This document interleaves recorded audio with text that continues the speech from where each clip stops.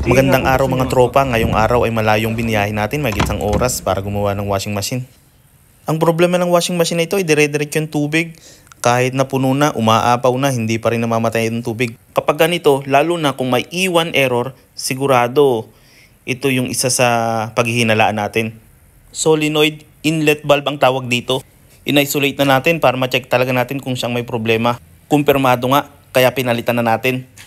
Madali lang i-install to. Plug and play lang. Pagkatapos ay ibabalik ang hose sa tamang lagayan kasi dalawa yan. Isa sa downy at isa sa sabon. Bawal silang magkabaliktad. Iba-iba nga rin ng supply nitong solenoid valve kaya hindi basta-basta nagpapalit. Meron siyang 110 volts, 220 volts at meron din siyang DC 12 volts. Okay na yan, ibalik na natin ng wire.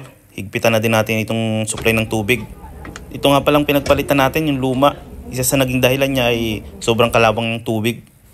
Ito, i-check natin. Okay na yung tubig niya. Doon na siya lumalabas sa tamang labasan. Kanina kasi doon lang siya lumalabas sa likod. Wala siyang pressure na kasama. Kasi nga hindi na gumagana ang valve. Tulak na lang ng supply ng tubig yung nagpapapasok sa kanya. Hindi na tinutulungan ng valve kanina. Kaya kung may ganito kayong washing machine, tawag na kayo. Baka po magawa natin ng paraan yan. Nandyan lang po sa baba ang number ni Jasper. Tara po at i-check na natin. Test drive na. Yun, okay na. Pwede nang umuwi.